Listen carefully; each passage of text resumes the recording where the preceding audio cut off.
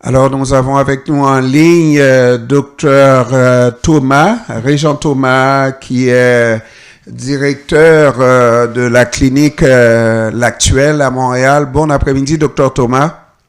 Bonjour. Ça va bien, docteur? Ça va très bien, merci. Oui.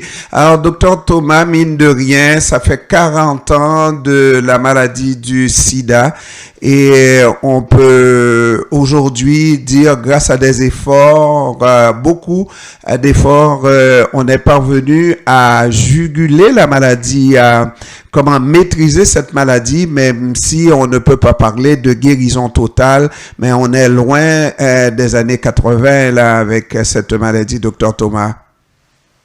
Oui, absolument. On a fait des grands succès. La maladie existe depuis 40 ans. C'est une maladie qui est mortelle dans plus de 90% des cas quand il n'y a pas de traitement. Et ça a été la première cause de décès chez les hommes au centre-ville de Montréal pendant les années 90. La trithérapie est arrivée en 96 et là, on a vu une baisse radicale de la mortalité de 80%. Mais les premières trithérapies étaient plus sévères, avaient plus d'effets secondaires, plus compliqués, beaucoup de médicaments. Aujourd'hui, on a des trithérapies à 1 comprimé par jour, relativement avec peu d'effets secondaires, et l'espérance de vie des personnes atteintes du VIH est presque la même que les non-VIH. Donc, c'est des succès incroyables. Malgré tout, on n'a pas de vaccin, et malgré tout, quand même, après 40 ans, on n'a pas de traitement qui guérit. Docteur Thomas, est-ce qu'on espère un vaccin? Est-ce qu'on travaille toujours sur un traitement qui guérit et aussi la recherche pour un vaccin? Oui. Il y a toujours de la recherche, mais le cas du VIH, c'est compliqué, hein. C'est pas comme la COVID, qui est plus simple, c'est un virus respiratoire. Le VIH, il attaque directement le système immunitaire. Il attaque le chef d'orchestre du système immunitaire et rapidement, en quelques jours, il se dissémine dans tout le système digestif, le foie, la rate, les ganglions, le cerveau. Donc, dès que les gens cessent la trithérapie, le virus revient. On parle de charge virale indétectable, le virus revient rapidement. Donc, au niveau du vaccin, toutes les études ont donné des mauvais résultats jusqu'à date. Il y a une étude qui avait donné un résultat de 40% d'efficacité, mais c'était pas suffisant. Mais là, avec peut-être toute la recherche vous savez, les spécialistes de la COVID, c'est des spécialistes du sida aussi, hein. Avec toute la recherche et les nouveaux vaccins et tout ça, peut-être que ça nous aidera à pouvoir réfléchir à une autre forme de vaccin. Pour ce qui est du traitement de la guérison, ben pour les mêmes raisons que je vous ai données tantôt, très difficile. La trithérapie va rendre le virus du sida indétectable dans le sang, mais elle ne réussit pas à vider les réservoirs, que ce soit le foie, le système lymphatique. Donc, dès qu'on arrête la trithérapie, tout revient. Alors, c'est ça qui est compliqué. Il faudrait qu'il y ait des traitements antiviraux et des espèces d'anticorps qui pourraient peut-être, idéalement, si on pourrait arrêter, mettons, la trithérapie pendant 6 mois, 1 an et rester indétectable. La recherche évolue vers ça. Mais la recherche continue quand même. On a des études actuellement. On a un traitement intramusculaire maintenant qu'on peut donner aux 2 mois. Il n'est pas encore remboursé par la Régie d'assurance maladie, mais et on a des études aux 6 mois, possiblement. Mm-hmm. Donc, essayer de diminuer la complexité de la prise des médicaments. Docteur Thomas, donc, lorsque vous nous avez dit que les spécialistes de la COVID sont des spécialistes du sida, alors peut-être que dans le public, on doit aussi modifier notre vision par rapport au sida, au traitement que le sida a reçu de la part des pharmaceutiques, parce qu'on a fait la comparaison, on fait souvent la comparaison pour dire que si le sida était très présent dans les pays occidentaux, probablement qu'on aurait déjà trouvé un traitement pour le sida, et encore avec le virus de la COVID, la rapidité avec laquelle on a trouvé le vaccin, encore une fois, les gens qui ne sont pas des spécialistes comme vous, parlent de cette manière en disant voilà, on avait tellement raison. Oui. Mes patients me le disent tous les jours. Pourquoi on a trouvé un vaccin en 1 an pour la COVID, 2 vaccins, 3 vaccins, et qu'on n'a pas trouvé pour le VIH. Comme je dis, la maladie est quand même plus complexe. Et après ça, est-ce qu'on a mis tous les efforts, l'argent qu'on a mis dans la COVID? Je pense pas. Je regardais, je sais pas si j'ai vu le chiffre, je trouvais ça extrêmement gros, qu'on avait mis 17 milliards au Québec pour la COVID, ça me semblait impossible. Pendant ce temps-là, le traitement du VIH, c'est toujours pas gratuit. Je veux dire, c'est pas normal quand dans une province comme le Québec, dans un pays comme le Canada, que le traitement devrait être gratuit à 100%. C'est une maladie transmissible, c'est une maladie infectieuse. À déclaration obligatoire en plus? Pas vraiment. Pas vraiment, hein? C'est un peu compliqué, ouais. Non, pas vraiment déclaration obligatoire. Donc, mais c'est un problème de santé publique. Imaginez-vous qu'on aurait un traitement pour la COVID demain. Vous croyez qu'il serait pas gratuit? Il serait gratuit, certainement. Parce que c'est des problèmes. Les ITS, les MTS, au Québec, le traitement est gratuit. Si vous avez une gonorrhée, une chlamydia, une syphilis, le traitement est gratuit parce que c'est des problèmes de santé publique. Ça devrait être la même chose pour le VIH. Moi, j'ai des patients qui cessent leur traitement parce que parfois, ils ont des problèmes financiers. Parfois, c'est pas longtemps, mais c'est très dangereux. Ça augmente le risque de causer des virus avec des mutations. Ça augmente le risque d'infecter d'autres personnes. Et on est toujours 25 ans après la trithérapie à demander la gratuité des médicaments pour le VIH. Donc, si je comprends bien, les gens, le commun des mortels n'a pas tout à fait tort en disant que le sida n'est pas traité au même titre que les maladies, entre guillemets, normales. Moi, je pense que vous avez raison parce que le sida, je veux dire, regardez tout le discours politique pendant la période de la COVID. C'est les enfants, c'est les grands-parents, c'est tout autour de ça. Alors que le sida touche des maladies quand même, des populations plus marginales, homosexuels, ex-toxicomanes, certains migrants, réfugiés. Et c'est pas des populations qui sont politiquement fortes, rentables. Donc, il y a, je pense, ce système tandis que là, si on parle des petits-enfants et des grands-parents, vous savez, parfois, il y a un cas de rougeole dans une école, puis la santé publique descend, puis fait une conférence de presse. Oui.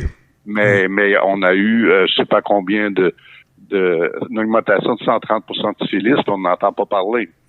Mais docteur Régent Thomas, il y a une victoire, je pense, qu'on peut entre guillemets, célébrer aujourd'hui, 40 ans plus tard, c'est le travail qui a été fait. Et moi, je connais un médecin, c'est ce visage-là que j'ai vu tout le temps au Québec pour défendre le droit des sidéens à avoir un traitement comme du monde et surtout le droit des sidéens à ne pas être indexés dans la population et tout ça. Parce qu'il faut se rappeler, il y a 40 ans, et quand je parle de ce médecin, vous le connaissez mieux que moi, docteur Régent Thomas, n'est-ce pas? Vous étiez jeune médecin, mais vous étiez de tous ces combats-là pour défendre les droits des sidéens, parce que c'était, comme vous l'avez dit, la maladie des 4H, les haïtiens, les homosexuels, les hémophiles, et puis... Héroïnomane, n'est-ce pas? Oui. Et c'était ça. Aujourd'hui, 40 ans plus tard, il y a encore des préjugés, mais on est loin d'il y a 40 ans, de cette façon de voir les choses d'il y a 40 ans. Oui, il y a encore des préjugés, mais malheureusement, on voit comme on fait dans la COVID, le monde oublie que la planète, les gens voyagent, que les inégalités entre les populations. Il y a encore 60 000 personnes qui meurent par mois du sida dans les pays pauvres. Il y a encore 1,5 million de nouvelles infections à VIH dans les pays pauvres. et on ne règle pas ce problème-là, même si les traitements sont souvent gratuits et donnés, parce que c'est pas juste de donner un vaccin, c'est pas juste de donner un traitement. Faut qu'il y ait des soins, faut qu'il y ait des infirmières, faut qu'il y ait, et souvent dans ces pays-là, et avec la COVID, ça a été encore pire parce que toutes les ressources sont allées vers la COVID. L'ONU-SIDA prévoit des centaines de millions de morts de plus du sida à cause de la COVID, parce que tout est allé vers la COVID. Et très peu pour le sida, mais entre-temps, la population a été sensibilisée aussi. Oui, c'est vrai, je dirais moi avec des hauts et des bas. À partir du moment où on a la trithérapie, on pense que tout est permis, on se protège moins. Mais au départ, là, c'était beaucoup plus grave. Les gens n'étaient pas conscients. On était encore dans le free for all, là, n'est-ce pas? Peace and love. Oui, mais les gens mouraient. Là, on est encore dans le free for all, puis on est encore dans le peace and love. Mais au moins, il y a des traitements. Je me dis, j'aime mieux traiter une gonorrhée que traiter un nouveau cas de VIH. Il y a le traitement préventif, la PrEP, pour les gens qui sont à risque élevé, qui est aussi efficace qu'un vaccin, 95%. Donc, c'est sûr. Mais moi, je peux vous dire, chez les jeunes, il y a un manque d'éducation, là, quand même. J'ai eu un jeune récemment de 18 ans. À qui j'ai annoncé qu'il y avait le VIH, il savait pas de quoi je parlais, là. Il n'y a plus de campagne publicitaire, on ne parle plus de sida. Vous savez, l'éducation, il faut toujours recommencer. Alors, il y a toute une population, des jeunes depuis le début des années 2000, qui ont très peu d'informations d'éducation à la sexualité. Il n'y a pas de campagne publicitaire, il n'y a plus personne qui porte son ruban rouge la journée mondiale du sida, ce qui fait que c'est très banalisé et que les gens pensent que le problème est résolu. C'est encore une mauvaise nouvelle d'annoncer à quelqu'un qui a 18 ans qu'il a le VIH. C'est encore une mauvaise. C'est pas la mauvaise nouvelle que c'était il y a en début des années 80, mais c'est encore une mauvaise nouvelle. Docteur Régent Thomas, une autre bonne nouvelle, entre toutes, on dit petite bonne nouvelle, c'est une petite bonne nouvelle bonne à prendre quand même, c'est le fait que la trithérapie a été découverte et menée à terme ici au Québec. Une partie, le 3-TC, un des médicaments de la trithérapie qui est dans presque effectivement toutes les trithérapies mondiales. Avec Dr. Mike Whitbird et Béliveau, ils étaient 4 là de l'Université McGill. C'est effectivement c'est quelque chose qu'on peut être fier. Une contribution du Québec et ça, c'est grâce à la participation, la vulgarisation. Cette vulgarisation-là, Dr. Régent Thomas, qui s'est faite il y a 40 ans, était beaucoup plus d'ordre du privé, des cliniques comme l'actuelle, plutôt que gouvernemental. Au contraire, on a... C'est un système, au Québec, on a un système particulier parce que on a ouvert l'actuel au début des années SIDA sans savoir qu'on ouvrait une clinique pour le sida. Ce qui fait qu'en 92, on a ouvert un centre de recherche et on a participé. Donc, il y a 2 types de recherche. Il y a la recherche avec les pharmaceutiques pour avoir accès aux nouvelles molécules, ce qui a sauvé beaucoup de vies. Nos patients ont eu accès au traitement rapide.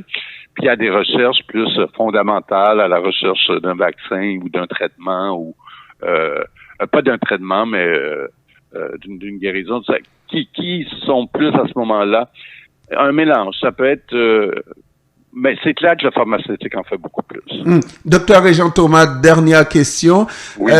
En 80, vous étiez jeune médecin. Vous êtes encore jeune, mais jeune médecin. Mais c'est tout juste si on vous a pas appelé de docteur Sida. Qu'est-ce que ça On m'appelait docteur Sida. Ah, on vous appelait docteur Sida. Qu'est-ce que ça vous a fait, docteur, jeune médecin, et d'arriver bon comme ça avec une nouvelle clinique et d'être confronté à une maladie mortelle comme ça, là? Maladie mortelle, c'est peut-être pas suffisant comme qualificatif, mais une maladie honteuse. Oui, mais honteuse, exactement. On nous a vu comme des honteux, nous aussi. Écoutez, moi, je sortais de l'université, le sida n'existait pas.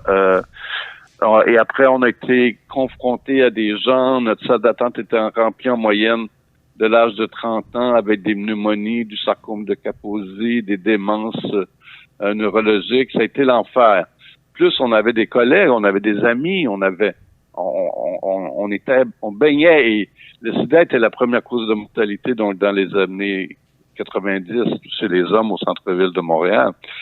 Donc, je suis sorti d'université, est apparu le sida qui avait même pas de nom, qu'on a appelé le cancer gay, la peste gay au début, puis le sida. Après ça, on a appris que c'était causé par un virus, le VIH, et là, tous ces gens qui sont morts jusqu'à la trithérapie.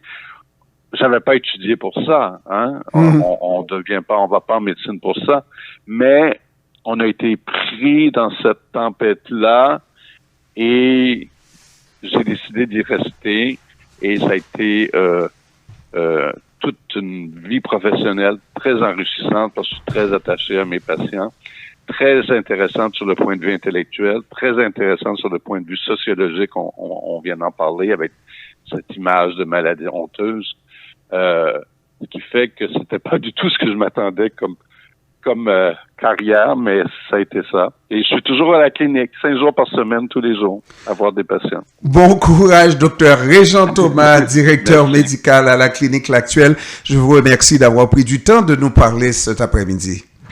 Merci. Merci, au revoir.